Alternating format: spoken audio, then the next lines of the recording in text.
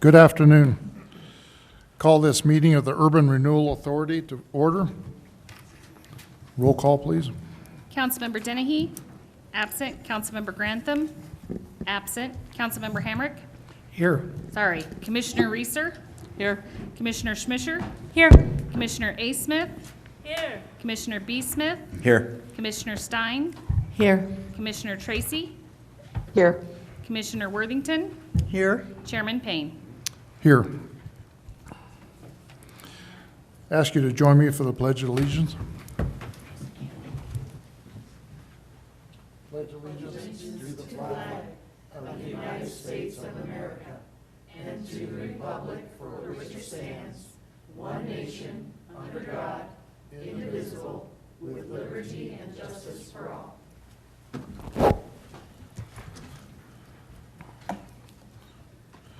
Move on to, if there's any citizens to request to speak to the Urban Renewal Authority, you're here for business on the agenda, okay?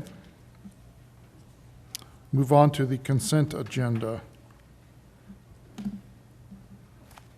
we need to approve the minutes for the April 5th, 2023 meeting and the June 7th, 2023 meetings.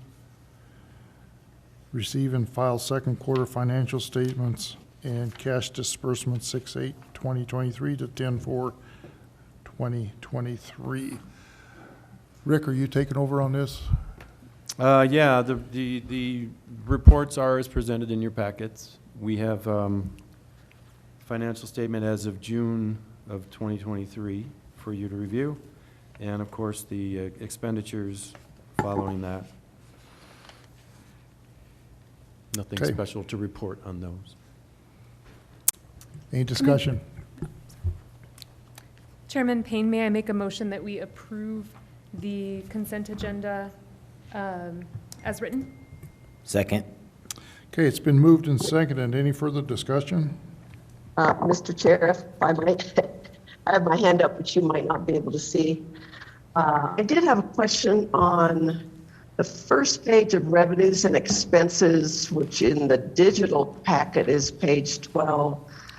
And I don't know if anyone there could answer or not, but on that third line down where we're looking at revenue and total tax increment under year-to-date actual, like where it's zeros on that total tax increment line, that it should actually be that 34,768 number. Just a minor detail, and I could be wrong about that, but it just looks like that number is not carrying forward at that line. I am not. That's the online, the electronic version. I don't. Yeah, it's the very first page after the memo regarding second quarter financial statements. Are you, I do have that pulled up. That does look correct. Councilmember Tracy, and it looks like that should be carried down. Yeah, it looks like just a typo Oh, or yes, something. okay, yeah, so. yeah. I can see that now, too. Okay, I think that's all I had. Okay. Anybody else? Chairman Payne, if I could amend my motion to adopt as written with the amendment of carrying $34,768 down to the appropriate line item. Thank you. Second. Okay, thank you. So we need to vote on that, right? It's been so long since we, I don't. Yeah. Roll call, please. Commissioner Dennehy, or sorry, Commissioner Hamrick, Aye. Commissioner Reeser, Aye. Commissioner Schmisher, Aye.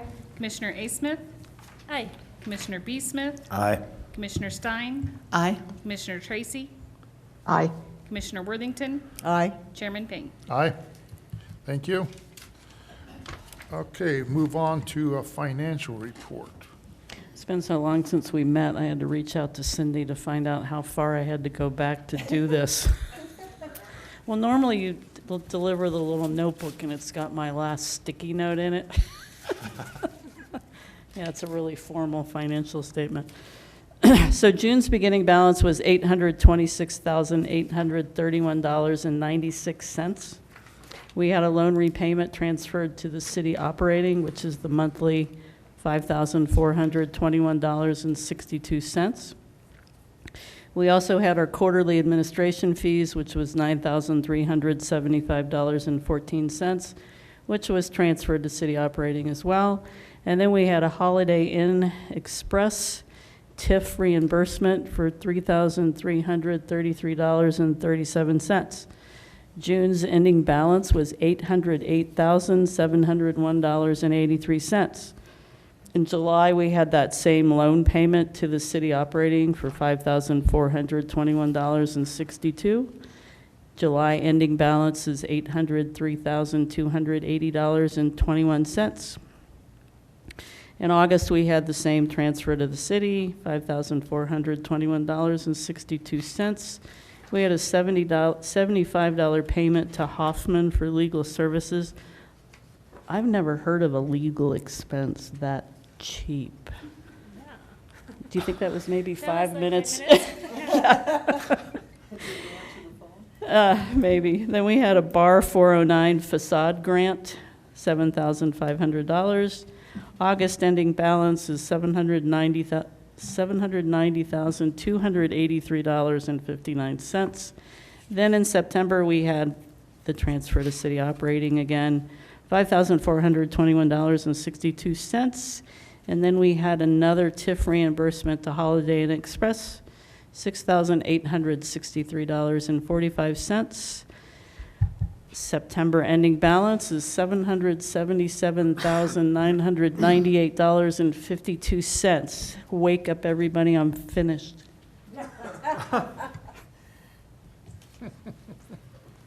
Okay, any questions to the treasurer? Okay. Good? Okay. Thank you.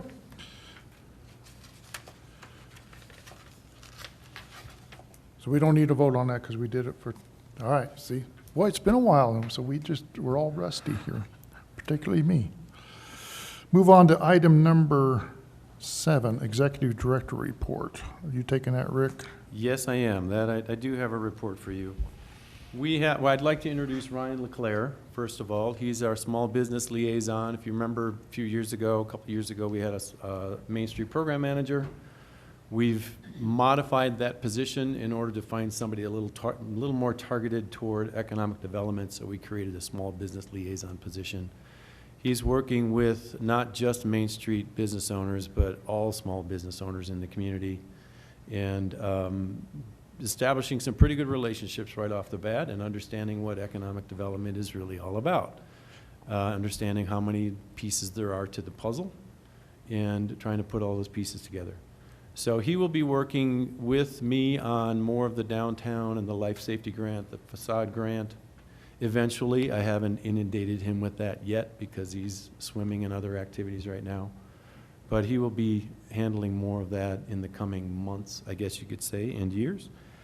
So welcome him, great addition. He's got I can let him introduce himself as well, I suppose, and you can ask some questions of him, but he's got a pretty good background in sales that I think is a good fit for this position. So, want to introduce yourself? Hi, everybody. As Rick said, my name is Ryan LeClaire. I come from the... My name is Ryan. I'm a relatively new resident to Canyon City. Been here about a year and a half. Moved my family here from the Denver area. Come from a background in residential lending and also medical cost containment, sales and marketing. Did account executive work for over a decade. So definitely happy to be part of this team and learn from Rick and work with everybody here at the city and make an impact as quickly as possible. Okay. Any questions for Rick? Just a comment. Okay. It's, as a Main Street business owner, it's been nice to see you running up and down Main Street and excited about what you're doing. So we appreciate you, getting out there, boots on the ground, and everything that you do for all of us small businesses, we appreciate as well. Thank you. And I've got some more too to add if you Okay. want. We've been in negotiations, or I guess you could say more or less helping a cybersecurity company come to town. It's a cybersecurity company in the Denver Technology Center that's looking to build a 50-seat operations center in Canyon City. We've been working for the last several months on this, and we are getting closer to putting together potential real estate packages or estimates of real estate packages for him to take a look at. He'll have a couple of opportunities to look at some real estate in the area and begin to piece together what it would take to build his facility here. He's also looking at, in addition to 50 seats, possibly building additional office space above it.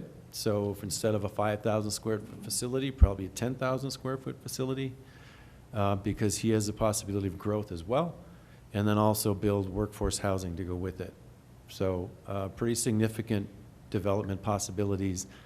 The owner of the company had a tech company in the past. He comes from a long line of telecom and tech. He sold a previous company, and now he has taken a portion of that, hung on to that product line, expanded that. They are in the beta version of their product right now, and will be moving that into more development. They've got office down in Dallas, office here, office in India for 24/7 cybersecurity protection. So looking forward to that. He really appreciates all of the help that this community is giving him. We're working with FEDC on this and the Emerging Campus, city administrator, the mayor, Mayor Pro Tem. We've got a lot of people working on this one to seal the deal on this. So he's very excited about the opportunity and really appreciates all of the effort going into helping him in this community. News on 4 Mile Ranch, they were scheduled to close on the property. There's a new buyer for the property, scheduled to close on the 2nd of October.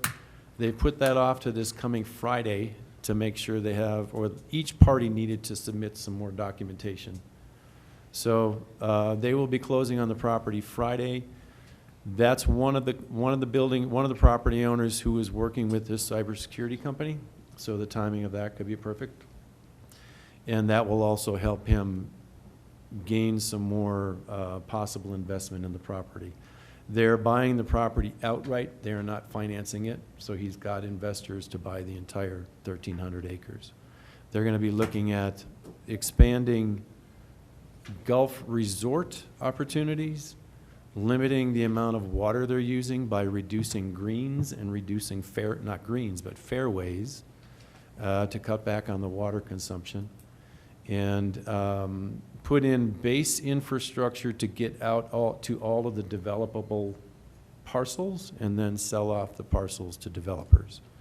So having this first commercial opportunity is a great first step potentially for 4 Mile Ranch to move forward with their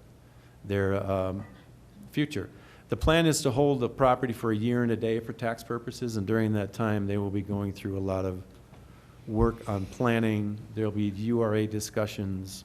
There's a lot of work that's going to be happening in the next year once he gets rolling with this property. So it's a very, very good move forward for 4 Mile Ranch. We've got a couple of life safety grant applications today. A little bit more on the life safety conversations we've been having. Ryan and I met with the fire chief a couple of weeks ago after a development review team meeting, to talk about a couple of different things, but one of those is helping us understand how they're managing historic properties out east. You know, they've got structures that are older than ours. How are the communities out there handling these old properties? It's so difficult to find developers who can put in $150,000 or $120,000 into sprinkler systems. How are they doing it? He wasn't involved with that process at the time out east, so he really didn't have answers, but we toyed with a couple of possibilities like congressional designated funding and that sort of thing as possible sources of funding to help us manage these structures. As a smaller community, we don't attract the big corporate restaurants, retailers. We attract the smaller mom and pop retailers and investors. And it's much more difficult for them to manage these things. So we're talking about this just on a more of a bigger picture scale now, in addition to the life safety grant. But there's still a lot of effort going into seeing what we can do as a community to help move our buildings along. Somewhat tied to that, Ryan Leclerc will be working on creating a map of our structures downtown, identifying highest and best use potentially for the buildings, what buildings have sprinkler systems, what buildings don't, what buildings are likely to need them. And then we're also we're beginning to look into what it would cost when we take care of the 300 block next year of stubbing in fire line into the water line. That since the street's going to be open, what would it cost to just stub in fire line to certain buildings that are going to be higher likelihood of needing sprinkler systems? So those are all conversations we're having that would ultimately one day affect the life safety grant. But it's a big picture really that is being discussed in many, many different ways to make our buildings safer and more developable downtown. And not just downtown. I mean, we're talking older structures now. Life safety grant right now is for the central business district. But we have a lot of structures in the community that are technically historic in nature. They've been around quite a while. So there may be opportunities for looking into those in the future through other funding mechanisms somehow. So just more discussions on life safety grant that have been really pretty good discussions, but trying to be creative about how we manage these buildings and keep them here and Okay. keep people safe. So, and that's happy to take questions. That's what I've got. Well, I got a couple. On the fire line proposal, would the URA fund that through life safety? I don't know. Right now we're just toying with what it would cost to do that. What it would cost? What it would Okay. cost to do that. Discussions about what buildings, what size fire line. Is it a 4-inch? Is it a 6-inch? Oh, right. That'll depend on what ultimately the use of the building will be. It's possible that it may be at such an extreme cost that the city can't afford to do it. It hasn't been discussed until now in the planning of the 300 block. So it's kind of, I don't want to say it's throwing a wrench in that discussion. It's just adding another consideration for 300 block. We would most definitely have to go out and try to get some funding for it. Well, it's good discussion, because once things are tore up, that's the time to do things Yeah. like this, that's for sure. Yep. That's just Yeah, common Yeah, I'm sense. excited by the idea that you're exploring it, and that economy of scale. And depending on what kind of funding you may be able to find, No. even as a property owner, that opportunity to maybe do a match. I don't know. I guess we'll see Yeah. how those numbers come in. Yeah, we haven't But talked that about might help. those details, but yeah, there's a possibility. It adds a lot of fixtures, a lot of cost to just laying pipe down in the middle of a street, so. Okay. One other thing, the 2 fire district lots butting up to East Main, we had discussion on those being included into the URA district, and we had all the government entities sign off on that. Where are we at on that? Do you- We talked about that with the fire chief as well, and I don't recall what the resolution, what was needed yet. I don't have an answer to that Okay. right now. But as far as all the government entities, that part's done. It's just a matter of getting them included. Yeah, I think it then needs to come here, but I'll have to bring that up with Ryan when he I gets think you're back. right. I think it needs to come to this. It board. will eventually, but. Yeah, okay. yeah. You don't have them all? Okay. Oh, see, I thought we had them all in. Who do you need? I thought we were the last one. I think there's one other one I don't have, but I don't know off the top of my head. It's been a while since I looked on that.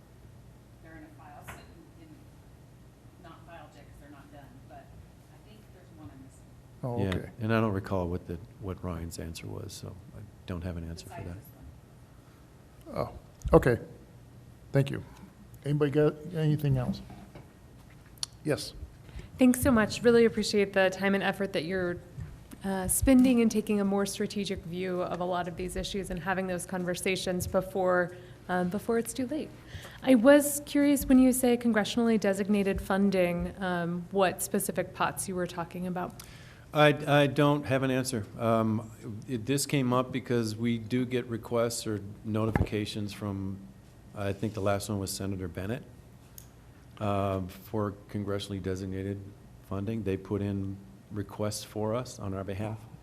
I haven't I reached out to think- anybody right now yet on this topic, because we need to do some more work to figure out what we would ask for. Is that something that you envision the city's grant writer working towards? Okay, Mhm. thank you. Yeah, yep. Usually, I'll just jump in real quick. And Okay, go ahead. I'm not an expert on this, but I think usually when they talk about congressionally designated funding, it's another name for what they used to call earmarks, and it's discretionary funds that each legislator, I think, and their Yes. staff make decisions on. That's probably as much as I know about it, but I think that's the source. Yep. Yeah, and our community has received some. I don't know, I don't recall what that funding was, but I believe some organization in this community has received some. And we did get the request, I think it was last spring, and we just didn't have anything didn't make a request. But this was a pretty good idea that the police chief, or the fire chief came up with, that I thought would be worth researching.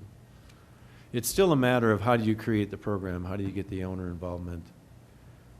Because if you're talking about a system that where we're taking historic buildings and asking owners to get involved to put in sprinkler systems, that's a massive cost, and this type of funding could work for that, but it's still a very complicated venture. I mean, and there's business owners who have already put in sprinkler systems. There's the topic of whether that's fair to them that we go out and get funding to put the rest of the buildings. There's just a lot of considerations that would have to go into it. But we still have a lot of buildings that certainly could use it to be more development friendly and change of use friendly. I would point out that when Valleywide went in, they had to deal with this issue of cutting the new pavement on Main Street to install the sprinkler system. And if I remember right, there was a way where that could have been deferred for some time, or run from a different area rather than cutting Main Street. But as it is right now, I believe all our development regulations call for, if a private party wants to run that fire line to their address, that's on their ticket. And the issue is not whether there's a tap on the line or not, but it's actually getting the line from the main line underneath the street to their to their business, to their address. And so even putting in a blanked off tap really doesn't save a lot in terms of the total cost, unless we pay for it. And the fire line is a smaller expense of a sprinkler system. It really is, but it's an unpredictable expense right now. We had one that was done for $7,500 and one that's being done for $30,000. So it's really hard to know what it's going to cost, and it's a big uncertainty for.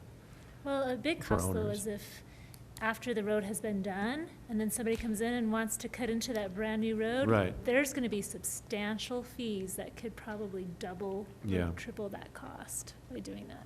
So- So there is some savings by having some forethought.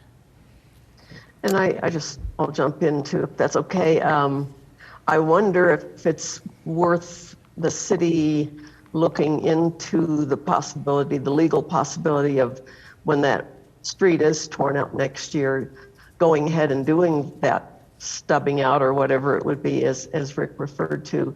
And then is there a way to recoup some or all of that cost later as buildings are redeveloped, restored, renovated, whatever? That's just something to consider. Yeah, those would be obviously city discussion issues. But yeah, a lot of that needs to be considered yet. But ultimately, it could help us you know, and maybe eliminate the life safety grant or change the nature of the life safety grant so we can spread it out a little bit more, you know, but there are other needs for life safety beyond sprinkler systems, and we're going to be talking about one of those today, so, but for consideration. Okay, The, one other thing, Mr. Chair, is a wreck on the golf course. When the property transfer happens and the new owner is looking at, I've heard what their approach is to, you know, reducing watering in some areas. And it'd be really great, you might mention it to them the next time that you see them, which will probably be before, you know, not too long, that the water committee would not mind hearing from them, to come in and give a little presentation on what they're Oh, sure. doing. And just on a, if I could add a personal note, I'm quite familiar with playing from unwatered areas and golf courses, and it's never detracted from my experience. Well, there you go. there you go. Anybody got anything else for Rick? Okay, thanks, Rick. Move on to number 8. Approve and authorize the executive director's signature on a downtown life safety grant application for 123 North 5th Street, Sally's Bakery. Okay, you're back up. And this is the project I was referring to that is not regarding a sprinkler system right now.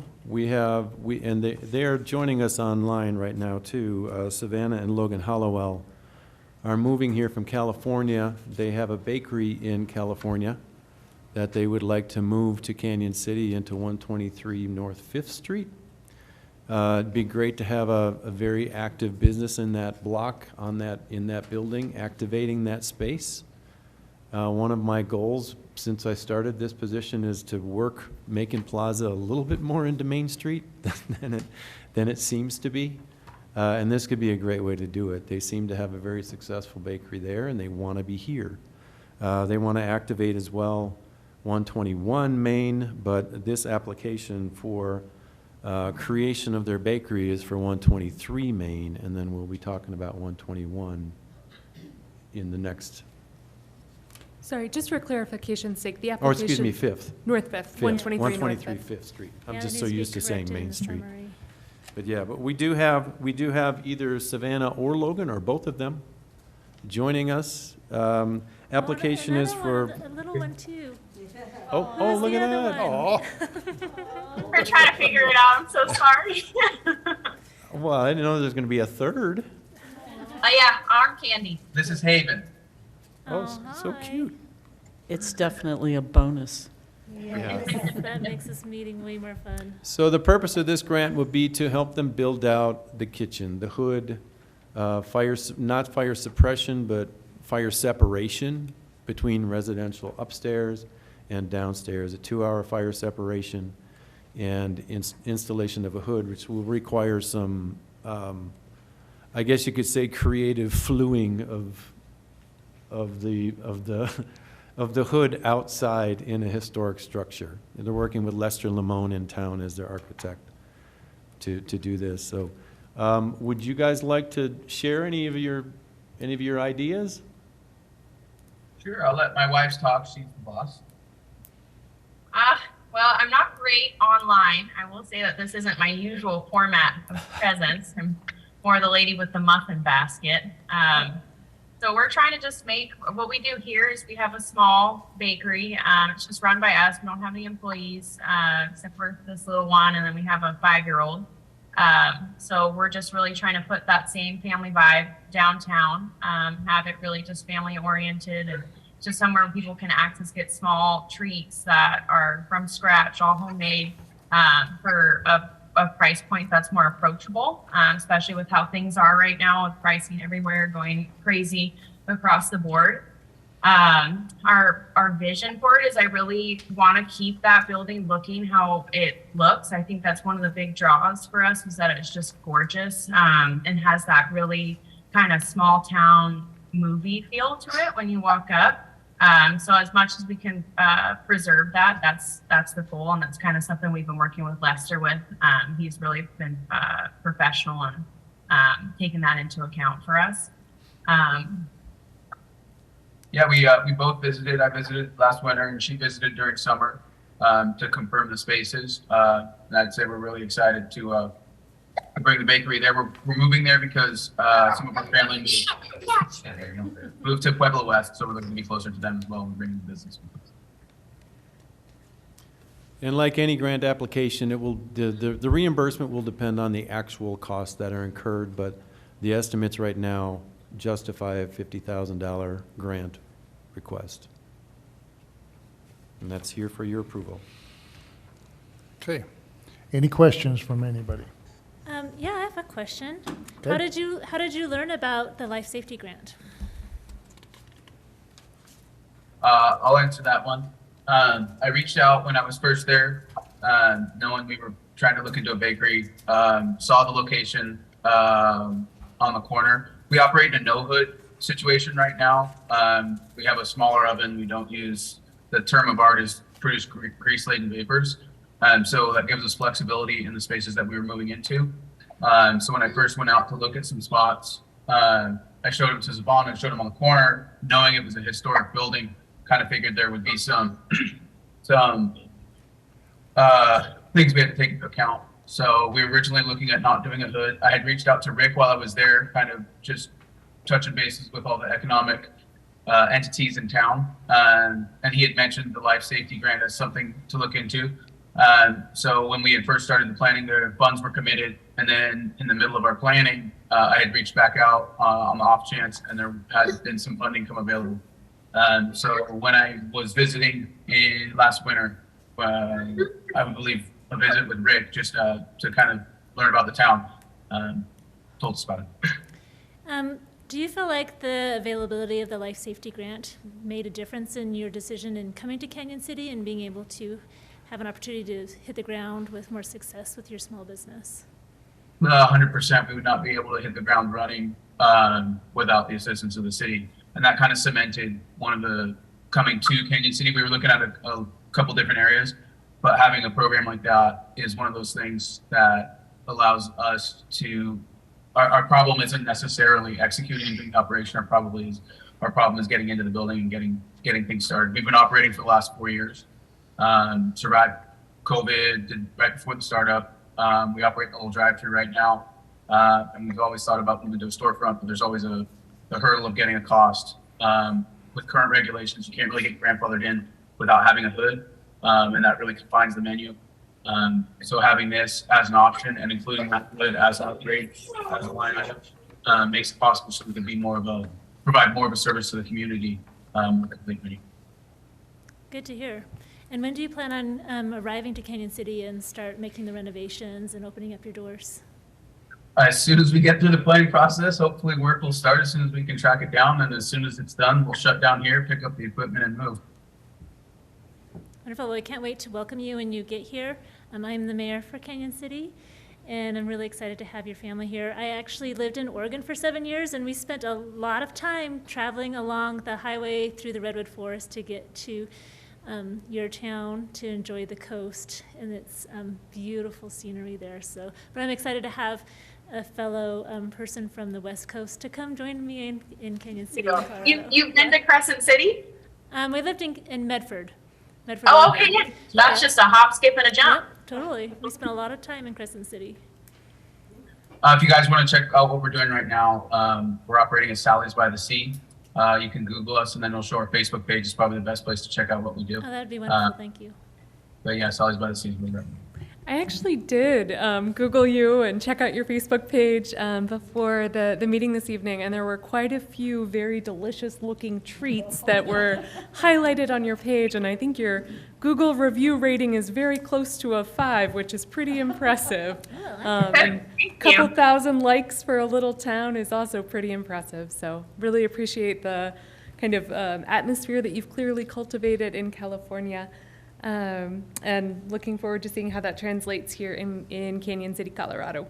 I did have a couple of questions about the application, if that's okay. Yeah. Thank you, Chairman Payne. I was wondering, are you purchasing 123 North 5th? Or are you renting this space and then how is the owner factoring into these changes and plans, and kind of what type of lease are you looking at with them, and all of those sorts of things? Thanks. Sure. Yeah. So we're not owners. These are all going to be tenant improvements. We've entered into potentially a 10-year commitment. It's a 3-year lease with 2 3-year options on the back end. We've got approval from the owner to act as agent to run it through. That was another piece that made this possible for us as non-owners. As tenants, these are tenant improvements. I don't think the owner had the bandwidth or the willingness to go through the process. So having a spot where the owner could designate us as a tenant to manage the project also made this possible. So we originally wanted to, have a deli and a bakery business that we run through this small little kiosk, and we're separating them into 2 separate ones. We were originally wanting to see about doing both at once, but the costs came in pretty high. So for the start, just because we're owner run, we're owner financed, we're going to finance it off cash flow, and the life safety kind of gives us that safety net to recover costs and make the move. We're going to focus on doing the bakery first, but it's not owned by us. I'm not familiar with who the exact owner is. I just saw his name on the application. It's managed by Canyon City Property Management. Lewis over there is the property manager, who's been great. And then we went through the process to get the permission from the owner to act as agent, and then we're looking at doing the tenant improvements and Thank you. That's really helpful clarification. Good. Anybody else? Okay. Call for a motion. I move we approve and authorize the executive director's signature on downtown life safety grant application for 123 North 5th Street, Sally's Bakery. I'll second. It's been moved and seconded. Any further discussion? And just to clarify, the requesting amount of the grant is $50,000, correct? Okay. That's correct. Roll call, please. Commissioner Hamrick, Aye. Reeser, Aye. Schmisher, Aye. A. Smith, Aye. B. Smith, Aye. Stein, Aye. Tracy, Aye. Worthington, Aye. Chairman Payne. Aye. Okay, thank you very much and good luck. And I would point out, it could still be Sally's by the Sea, except capital C. when we were visiting, we saw there used to be a sea there. How long have you been thinking about that? Thank you, guys. Thank you. Thank you. Thank you. Thanks. Congratulations and good luck. Thank you. Okay, we'll move on to item B, approve and authorize executive director's signature on a downtown life safety grant application for 623 Main Street. Rick? And this one is Main Street. This one is being led by Steve Parks, who is with us in the room today. They are from Florida. Steve is in the process of purchasing 621, 623. The sprinkler system that we're talking about in this case will sprinkle the entire building. If you remember, the first life safety grant we offered this year was for the 2nd floor, which was residential. This one will be for the entire building. He will have residential upstairs, a couple of units upstairs, and then be promoting, working with the existing tenant on the west side and promoting the east side for commercial business.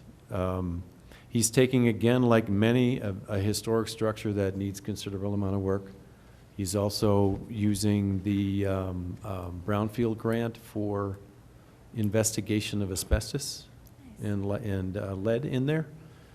So really touching a couple of different areas to get this building activated for future development. And like I said, he's here.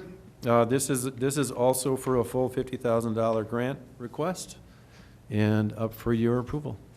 Happy to take questions, and Steve is happy to address you as well. You want to Any share questions? what you're up to?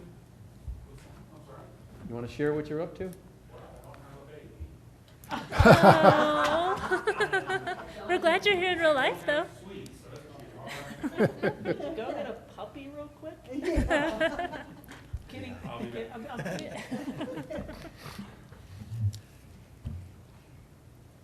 Yeah, I'd be tickled to answer any questions. It's been an interesting process. So, yeah, and, yeah, whatever, any questions at all? So how many tenants do you have right now? Oh, there? We haven't purchased it yet. Oh, okay. This is all part of the picture. And I got Okay. So, as it stands, Nancy has absolute accounting. She's the one, she's the seller. Okay. This may sound sappy, I'm not trying to save the world, but I almost want this to come to fruition more for her than I do myself right now. She's a sweetheart. I know the buyer's not supposed to talk to the seller, but Yeah. No, you can't, you're allowed. I know, and we did. We were having difficulty with the realtor a little bit, so I said, so we just found each other and said, hey, let's just work it out. But she's a sweetheart, and she very open. She doesn't really need to sell the building and what have you, but it would help her out because I'm sorry, am I? Okay, I'm sorry. But her husband is in pretty bad physical health and it would help her with bills. So she had me at hello on that one. But with that, it's just incredibly difficult financially. It's just not, honestly, even at this point with the life safety grant and having the brownfield grant, which to my understanding, just the testing alone, and Rick may know, I didn't even want to know the amount, but they said it is likely going to be between $30,000 to $40,000 to test. No abatement. I guess if it were a city building, that brownfield grant would also pay for abatement of those issues, but since it's not, it was simply for the testing. If we had to pay for that, I mean, we would have had to have run. You know, it just doesn't make financial sense. But we did get the grant. They have tested, and thankfully they didn't find a whole heck of a lot of asbestos as we expected, because that would have been on our ticket. And again, we would, you know, it would have been far easier and safer to put it in a CD at this point at 3%, because we got a lot of risk here, and I don't think we're going to even break even probably for a few years, as most businesses. That's, you know, that's kind of part of the deal, but thankfully they didn't find a lot of asbestos that we would need to abate, and that was just an absolute gift. So even with that, she has put in, well, actually, and I wrote it down here just because I like to ramble, because I'm pretty excited about being here. We're buying this building for probably a little over half of what recent comps have sold for in the past 2 years on Main Street. So, I mean, she's almost not giving us the building, but she almost has to make it feasible. And we didn't beat her down. I mean, that was her asking price. And we said, that's cool. But even with that, she's got a lot of upgrades. Probably almost $50,000 in a roof 2 or 3 years ago. Any other building we looked at most often needed that. The 2 downstairs units were upgraded within the past few years, you know, newer, I think both of them have new swamp coolers and heating's all there, electrical's upgraded, you know, many, many upgrades, so we don't need to really do anything to downstairs. So she's got a lot of upgrades that otherwise would have needed in addition, even with selling us the building a little over half a price per square foot for comps. The life safety grant, hopefully we get it. The brownfield grant, with having that and getting kind of a free pass on asbestos. Thankfully, we're vested emotionally in this thing, because as a business person, it just absolutely doesn't make sense. So, and part of it probably too is because the inflated real estate prices right now. Had you bought this property 3 years ago, and my understanding 3 years ago, it likely wouldn't have been, it would have been under the old code, and wouldn't like needed some of these upgrades. It would have been a lot easier, but with all these other hurdles, financially, it just, if you look at the ROI, you'd say, all right, dummy, you need to run. But I tell you why we are still here, and this may bore you to tears, but I gotta say it. It's been a dream of mine since graduating from Florida State. When did I graduate? 33 years ago. I was in the building construction school there. Always dreamt of doing an old, you know, living on a main street, doing an old building. It was absolutely cost prohibitive in downtown Tampa. We have Ybor City, which was the original old Tampa, just like this, but It was the old cigar factory. It's just beautiful residents upstairs, and that was my dream to restore, and you can't touch them. We're getting this one for about $54 a foot. Those down there right now are probably selling for $2,000 a foot. Especially since old Bill Gates is coming to town. His buddy that owns the Lightning, the Tampa Bay Lightning, is redeveloping that whole Channelside district, so Bill Gates has billions of dollars. So it's kind of hard to chase those kind of competitors. But with that, it's been my dream, and to do that, Canyon City is a perfect spot. It's affordable except for bringing back an old building. In addition, my wife and I brought our boys to Colorado for the first time 2 years ago. Flew into Denver, didn't do this area, but went straight to Moab, just time of our life. She said at that point, I'd like to retire to Colorado. I did some numbers crunching, looked around and said, Susie, you don't retire to Colorado on Florida money. It just doesn't go very far. But we fell in love with you guys, came back here again a few months ago, and saw the opportunity here, and I want to make it happen. For her more than anything. She's been in the child abuse, a state attorney doing child abuse law for 32 years. And her soul is gone. She needs to be done. So I'm trying to, here I am going to the soft side, but I'm trying to show you why we're still interested. Your town's kind of saving our soul. It's giving me my dream, what she had asked for, and so therefore we're kind of throwing a blind eye to the financial, return on investment and doing it strictly out of emotion.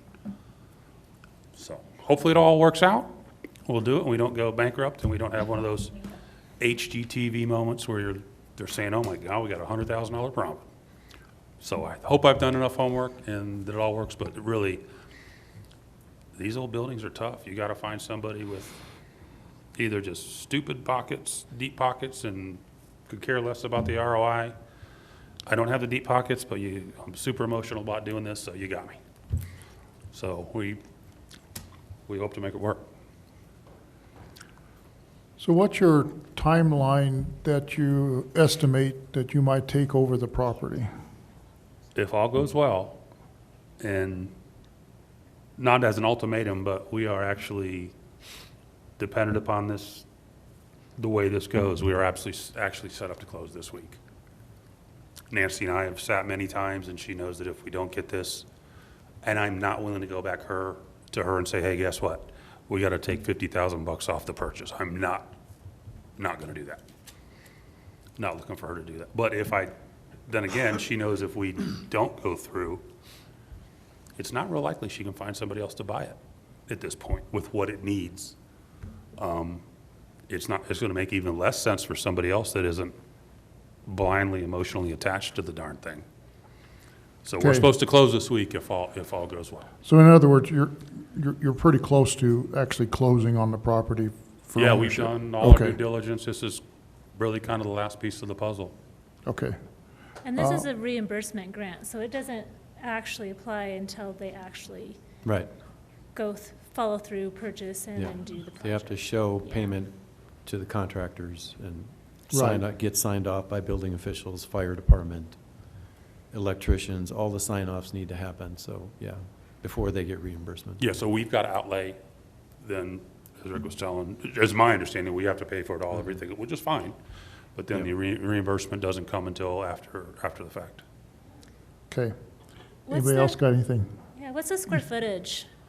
It's just shy of 8,000 square feet. 8,000? Okay, I was wondering why your project was so much more expensive, and I guess that explains it. Well, there was a bugaboo. In fact, Rick was there that day and it's all been solved, but when we originally were in there, we were very happy to hear that we only had to do the upstairs because it was the residential portion.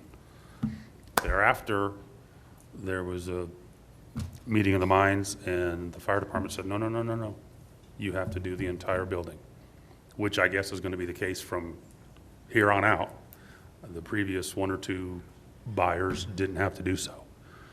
So we're being held to a different standard, which I understand. I'm not opposed to sprinkling. I believe in it. It's just absolutely cost prohibitive. All right, well, you can blame that guy over there, not us. Who's that? Who did it?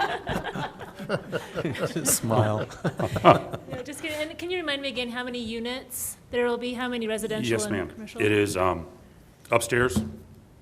Tickled to say that it hadn't been updated, I don't believe, since the day it was No, built. probably Oh. not. I don't think it's been touched or lived in since about 1910, I'm guessing.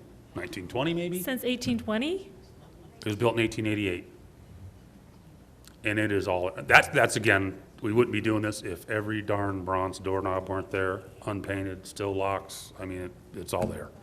But Yeah, it needs, The you know, second floor was very untouched and was used for storage, really. But, so the apartments Yeah. that were there, well, the walls are still there, but they were very, very old. Okay, and how many units will there be? we're gonna try and leave it exactly as it is. There was Oh. you walk up the stairs, there was a unit to the left, and then, you know, kind of a landing there, and then we simply need to put in two doorways essentially separating the left from the right at the landing, and I'm gonna try not to move, I'm not gonna move a single wall. I kinda wanna love it for what it is and respect it and, you know, So 2 units Two units. upstairs? just 2 units upstairs and then the 2 units downstairs, which are about, I think, 2,800 square feet apiece. And the units upstairs don't go back to the alley all the way. They're not as big as the first floor. So you're a little limited in what you can do up there. Yeah.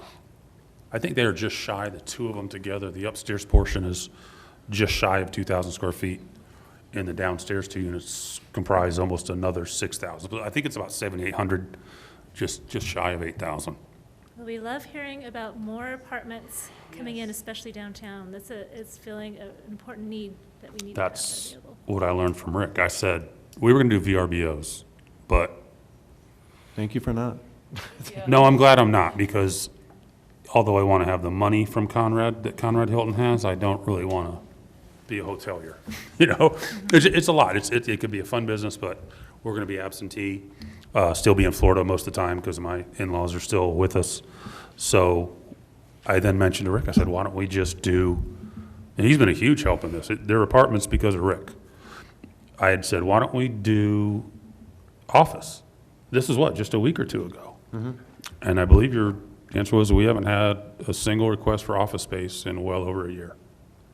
I said, okay, then not office. What else do we do? Yeah, for residential, you'll have a line of people to choose from to rent your units. It's right now a lot harder to rent out commercial space.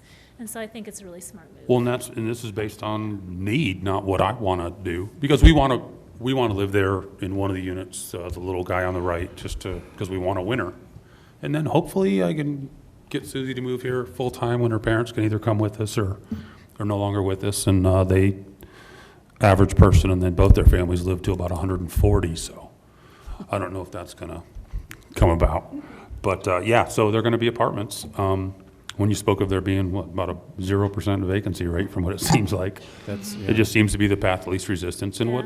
what's good for the hood, too. It will be good for you. I have residential units, and if I have someone moving out, it's rented before that tenant leaves. And you'll have your pick of people. Well, that's good to know, because that's what I'm coming from in the Tampa Bay area, too. I mean, if you don't jump on something before it's gone, either purchase or whatever, if you're not purchasing, hit Zillow. If you're not the first person within 5 minutes to make a full price plus offer, sight unseen, it's gone. That's the market I just left, thankfully. And that's why we're here. And I want to personally thank you, because we have a really difficult time in our school district attracting and retaining teachers, and part of that is because of housing. So thank you. Are you kidding me? That means a lot. No, I'm not kidding you. Teachers, firefighters, police officers. Yeah. My mom and dad, You name it. we're both teachers. Yeah, it's tough, so thank you. My mom and dad are both teachers, and my son, my oldest son, who's 24 now, Brian, who's been here and was here this weekend mountain biking. He's a mountain biking nut, so yes, he wants to run from Florida too.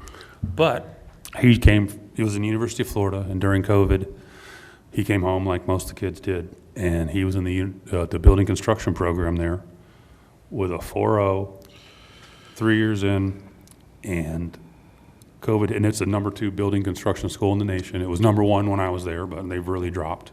But he came home, hung out, did odd jobs, and about 2 months ago, he went back to school to be a teacher.